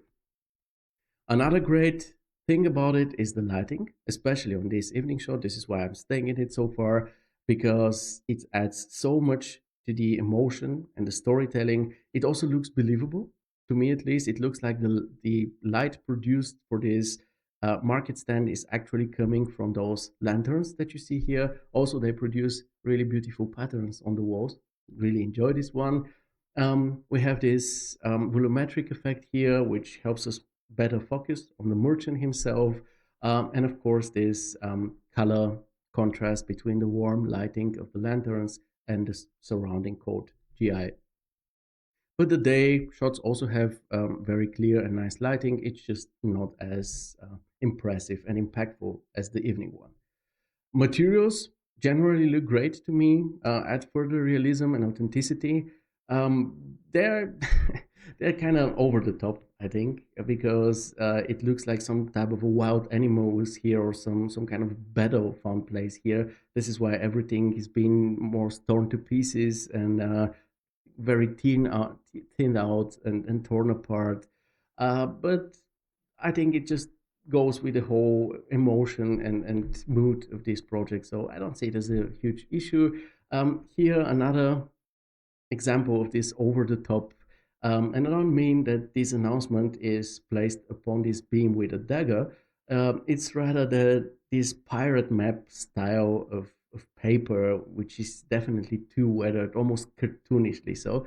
But once again, it kind of always goes very nicely together with the whole mood of this whole project. The AI enhancement looks pretty good as well, especially on the male merchant. His face looks realistic. His body language is super. It's like, come on, come see my wares. Let us bargain and stuff. And it's very expressive, very lifelike. I really enjoy this one. As for the female vendor, we see her better on the second shot. She's definitely detailed and human-like. She has this beautiful traditional clothing on her and generally looking good, but somehow she's kind of stiff and expressionless, like like Madame Tussauds wax museum mannequin a bit. I'm not sure I can point my finger exactly on one. Maybe it's her body language that she's staying like a mannequin instead of doing something. I think it would have been a bit better if she was busy with, I don't know, just I don't know, selling something or tidying something or putting cherries together. I don't know. Anyway, in conclusion, I would still say this is one fantastic project to look at and just generally to see. It's very creative, it's skillfully put off, and all those small issues that I mentioned don't really matter that much because what matters here is the big picture and it is amazing. Let's continue. We had from dark to bright. Now let's go over Abdi says it's the facial expression of her. Probably, I don't know. She's a bit emotionless. Just yeah. But now let's go from small, from a market stand to something big, to this residential complex here depicted by Mohammed. He says, introducing our recent design project, a 3,500 square meter residential compound in Lapta, Cyprus, designed to harmonize with its environment while offering modern luxuries. It's from 2023 on Cyprus. 7 people worked on this one, and it's in progress, probably under construction. Let's take a closer look. And what we see here is that it is quite a big project. And going through all those images, I gotta say the execution is really clean, and we have a very consistent quality among all the shots presented. And this consistent quality is high not only when it comes to the depiction of the architecture in the rendered form, but also when it comes to this, let's say, let me just move ahead a bit, to something like those isometric pictograms. They are also very cool and also really, really detailed if you take the time to examine them thoroughly. Remember, folks, that something like this is also visualization. It's not a photorealistic one, but it is something which is very informational, and especially in a case like this, at least in my personal, according to my personal taste, also very pleasant to look at. But yeah, let's focus more on the rendered part of your project. To me, the highlight here is the general atmosphere. It feels pleasant, but also kind of down to earth and nicely human centered. Because sometimes we tend to forget that architecture is there for the people, and under we I mean us 3D artists, but also architects. It that architecture or visualizations are not there for us to show off our skills and how great we are, but actually to serve a purpose. So having, this is a residential compound, it will be inhabited by people. So showcasing how people are actually using it is actually something which makes a lot of sense and which I really enjoy here. So we have here the people chatting on the bench, kids playing on the playground, or the ones enjoying the pool, walking around, and this is pretty cool. The lighting is also totally pleasant. It's positive, it's energetic, it's welcoming. It also fits the location. Cyprus is pretty sunny, summers are long. And also you did a good job with the AI enhancement as well. People look authentic, people look natural. This is pretty cool. What can be improved is this is why I'm staying at this image. It's generally a bit too clean in this scale. I understand that, and in the end, we often don't have time to do some scattering of leaves and stuff. I also understand that you don't like some leakages or weathering or dirt effects, especially on a newly established building complex. But at least a few leaves on the ground here and there. They make everything feel more natural, more authentic, and especially with large open areas like this, where we start having some repetition on the floor, then it's always great to have some scattered leaves because they will make everything realistic once again. The second thing that I saw, it's the street around this street here. First of all, this edge, this situation down here doesn't look very authentic. It's unnaturally pointy and edgy. This couldn't look like this in real life. Also, I don't think that having these middle stripes here makes a lot of sense. I don't know the streets in Cyprus that well, but I'm pretty sure that this type of markings actually are there to signify that we have two lanes in each direction. But judging by the size of the car here, we don't have those. So what you need to do if you want to make your road more lifelike is to just put those markings here in the middle and call it a day. That's all. Initially, I would have also said that the car is driving on the wrong side of the road, but then I remember this is not Greece, this is Cyprus, and Cyprus and UK are actually the only European countries that actually do, in fact, drive on the left. So, yeah, here I would have been wrong, but I Googled this to be sure. And the last thing that this is probably my favorite shot because it very nicely depicts what's so great about this project, how people can enjoy nature. There is a lot of free space, a lot of room to breathe with it. But the transition between the render and the background image is very, very sloppy. And I'll please ask you to fix this because this is ruining the mood of an otherwise absolutely amazing image with a wonderful atmosphere. But all in all, I think that small issues like this aren't a big deal with a project of this scale. And my general impression is for a wonderful job on your side, dear Muhammad. Now, speaking about quality jobs, I gotta show you this one by Huang. A personal project he's been working on since 2021. He writes, at that time, I wanted to do a project to improve my skills using marvelous designer software. I hope you like it. I do. I think a lot of us do. I call it a cabin interior because what we see on the outside looks like the exterior of a cabin. What I really enjoy here is that you took your time and prioritized quality over quantity instead of just spitting it out quickly. You work on it. I don't think you've been working on it every day since 2021 for 3 years now. I think we were coming back to it time and time again until you reached a quality that you liked and decided to share. And it's a pleasure to look at it. To me, the highlights are the materials, especially those soft materials, the fabrics, the long hair ones.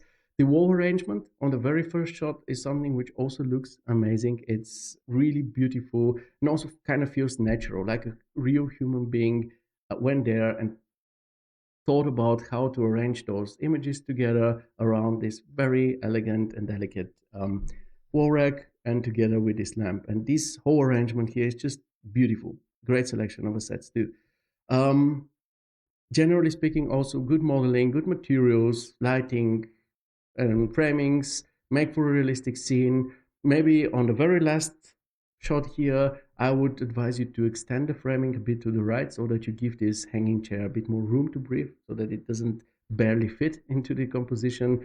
And maybe use a bit of depth of field on it so that it sticks out a bit more in front of the background, but still with all of this being said, this is a great project. I really hope to see more of it because it looks like you have put a lot of detail on the exterior too.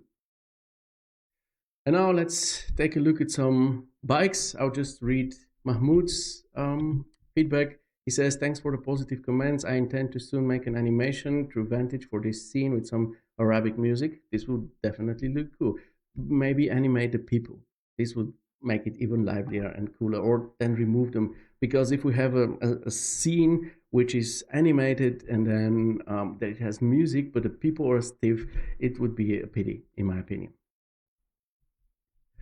Um, Abdi says looking forward to it. Of course, it's about an animation. Abdi is looking forward to it. Amit says the only thing I found that can be avoided are the two pigeons outside the windows. The flag pigeon just feels as if it is going to come to the window and try to get in there. Um, there is a railing outside where it can come and sit, but still it gives an illusion of coming inside. This is just my opinion, but might be okay for the others. Yeah, I saw the pigeons too. I didn't saw it was two of them though. I only saw this one here. Oh yeah, there is a second one. Yeah, I mean they are so backgrounded that actually people don't really see them. But I must admit, first time I found this first pigeon here, I was happy to see it because it brought just a small detail I have missed initially, and I enjoyed it. But to each their own. I don't think this makes you wrong or me right. Okay, the bikes. This is something that I included because of you, Amit, because you always want me to talk about my projects, even though everything there was to say about this one I already said here in the description. Um, as I told you, I was exploring the fundamentals, or I'm currently doing it, and I'll be doing it for a long time. The fundamentals of photography, and what I decided to do is just take a scene from a just this is like a very distant part from a commercial project of mine.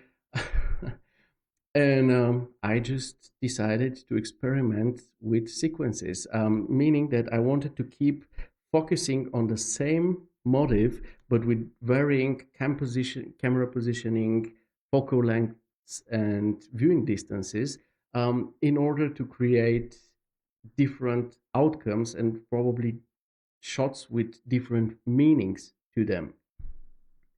Amit says this is the cool part of now of the show. This is a cool part. What did we do so far? Wasn't it cool? I hope it was. I really enjoyed it, and I also don't plan to talk so much about it. I will just tell you everything I think about every project, every one of those angles, and then we can wrap up because the event is already approaching. Mario says, "Man, I love how you represent real life elements so well in 3D." Well, I didn't model the bikes, and they are the main actors here, but yeah, it's just a part of a larger scene. And of course, the scene needed to be realistic, so this part is also at least partially realistic. And I just took it because I enjoy bikes, and I thought it would be a great motive to play around with for my study. Amit says Theo's work excellent, mesmerizing, and dedicated to Helen. Yeah, this is dedicated to Helen. She won a prize for cycling that Friday, so it was a great day to share her and dedicate it to her. But yeah, I what should I tell you? Let's start with this very first angle. So what is this one about? Once again, we have only the same motive on all five shots, but they are vastly different in their meaning. So let's analyze and see why. So on the first shot, it's about the bike rack and its usage. So you see, there is the bike rack seen from above and some random bikes leaning upon it. We're not interested in the bikes as much as the whole situation here. And this is the core of this shot. It's the whole situation. There is a bike rack where you can leave your bike. This is the whole message here. On the second shot, we're focusing on the details of a specific bike. So where on the first shot, we weren't interested in any bike in particular. It was just bikes leaning upon those racks. This would have been different bikes and it wouldn't have mattered. In this case, we are very interested in those very, very specific details. In order to achieve a background like this, I used a very, very high focal length value. So probably something around, let me check. So this is bike detail handlebar. You see we have a focal length of 200. Oh, is it this? This? Yeah, of 200. Yeah, you see the camera placement here. This is how the setup for this shot looks like. Simple as that. But if you want to achieve something like this, and if you want this blurry background, even on the object which is close to the first one, like you see the distance between these two bikes is probably 40, 50 centimeters. If you want to have a blur on the second bike already, you need to have a very high focal length value for that. Mario says, no, I mean the environment, not on all of your renders, there is always a lot of detail. Yeah, this is what is typical for my work. I like to put a lot of detail to my environments. This is what clients call me for. But glad you noticed.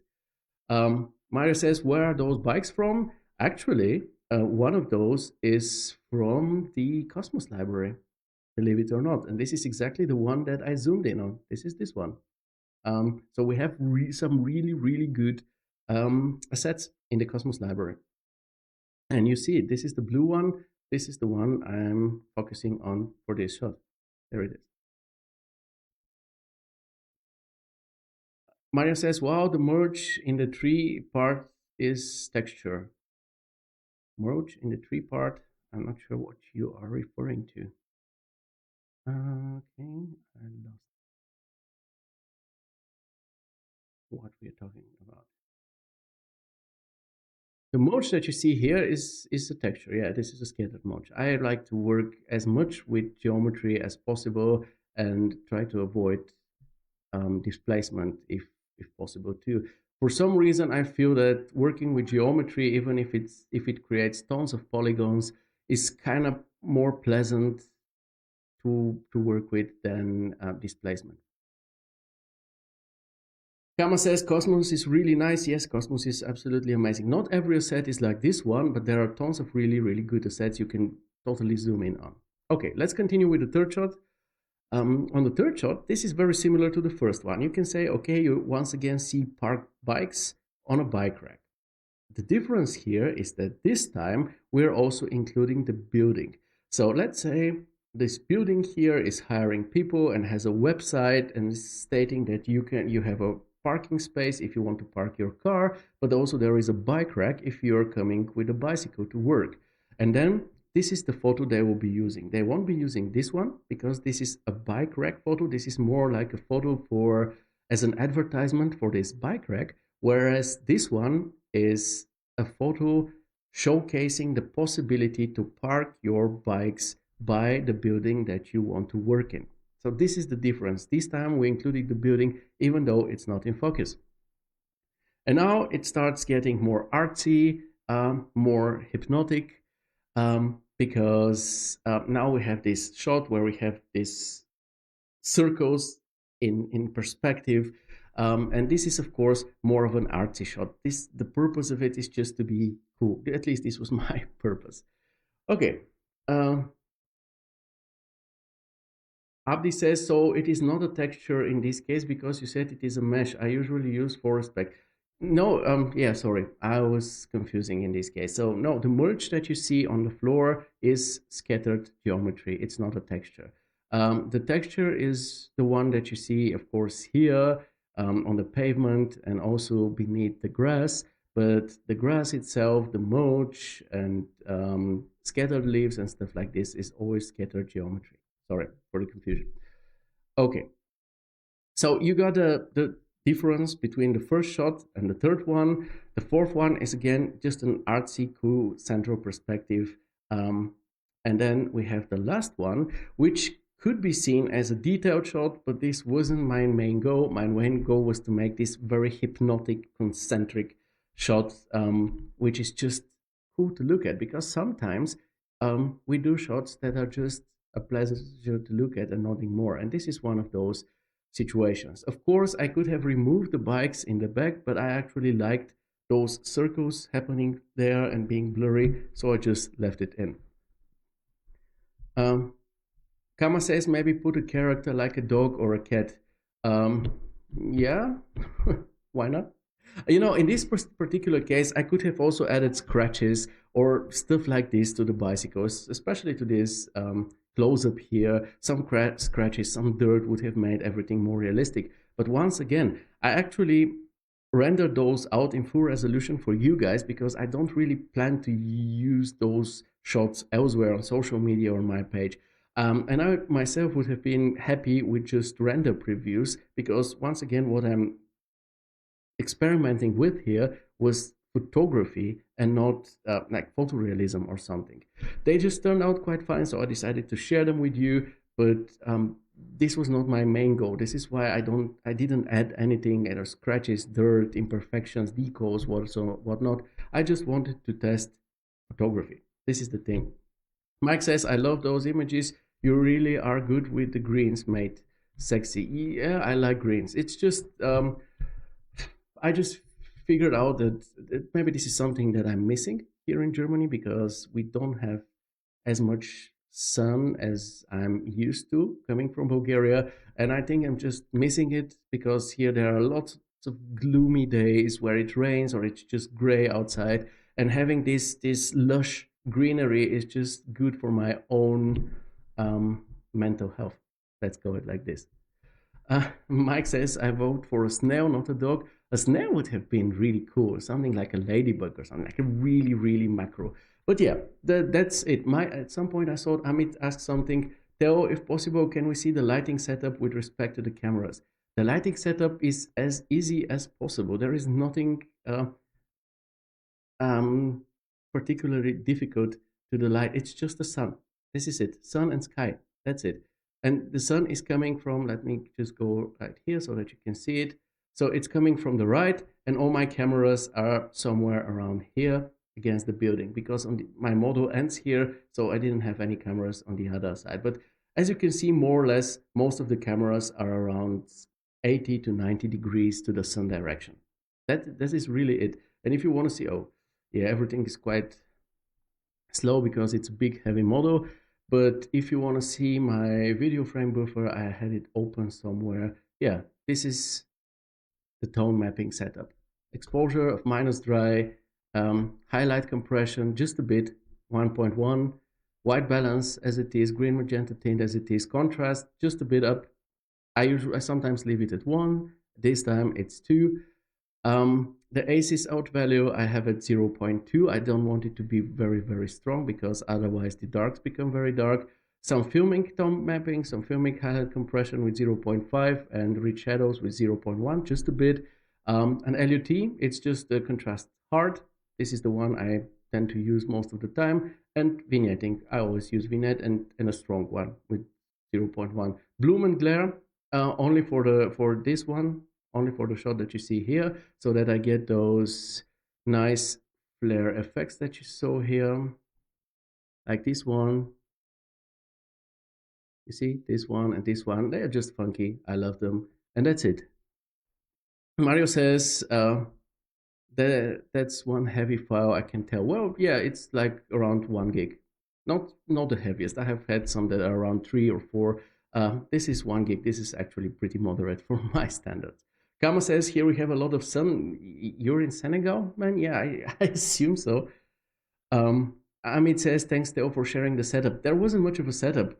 Sorry to disappoint you if you have expected more, but, oftentimes less is actually more. You just need good color mapping. You just need good tone mapping in the end and post production. But I try to also have good results out of the box as a raw render. This is why I do a lot of color correction on my materials in the model so that in the end my post production work is kept to the minimum. And yeah, I just like to have nice camera placements, to have some shadows, to have some shadowy foregrounds, and then to have a lot of depth of field. It comes at a cost. Rendering images like this can take a long time. I think that the one with the spokes, like the very last shot, rendered around 7 hours. So yeah. But I think that's enough. I think we should be slowly wrapping it up because the other show is about to start for those of us who want to enjoy it. Before we wrap up, let me show you the 5 contenders for the best image for the next or of the last 2 weeks that you have 2 weeks to vote for. I will make a post about it tomorrow like we did the last time, and then the winner will become our new cover image for the group. The 5 images are So there is no particular order, it's just ordered by the name of the original creator. So Bilal's Kitchen with a View, Huang's Cabin Interior, Mahmoud's Baghdad Historical Market, Muamman's Lapta Residential Compound Terrace Scene or Balcony Scene, and Thakur's Bedroom. We didn't really talk much about Thakur's project because I don't know what much to say about it. This is just a very elegant, very delicate and pleasant to look at project that I really enjoyed seeing the first time. Especially the day shots are just so simple but really nicely done. The evening shots are also pretty cool, but I find the blue tint here, or the blue saturation, too strong, as well as the orange color produced by the lamps also to be too orange. I think it should be more into the yellowish. But of course, blue and orange are complementary, and this is, I think, what Thakur went here for. Nevertheless, back to the day shots. The second framing is also very beautiful with this great framing with a palm tree leaf. It's coming from a feedback he has gotten in the past in this show, and I saw him using it a couple of times since then, and it works nice really every time. And also the textures, the color scheme, everything is pretty cool. Amit said rightfully that the bed could use some turbo smoothing. They definitely can. We can see here the polygons. But apart from this, this is one really cool project. So this is the fifth contender here on my side, and you'll get 2 weeks to vote for this. Before I leave, let me once again remind you, obviously, about the ICE event starting in a few minutes, like in 3 minutes, literally. This one you can still, I will just send you this once again here in the comments so that you can register and book a seat if you still want to. It will be taking the span of 3 days, and also on Thursday we have the last episode of the Archviz Masterclass with creative lighting. So make sure to watch all of this and watch all the other shows because they are amazing. Doesn't matter if it's the CG Architect podcast, Mike's show, or Keeping It Realistic, or the Chaos Campus live show. They're amazing and they're for you guys. With this out of the way, let me show myself once again because you enjoy my handsomeness today more than usual. So here I am. Thank you guys for the time together as usual. It was a great pleasure hanging out with you. Hope to see you again in 2 weeks at the same place and our usual time, 4 p.m. Central European time. And until then, stay safe, be healthy, and rock on. Much love and ciao, my friends. Bye.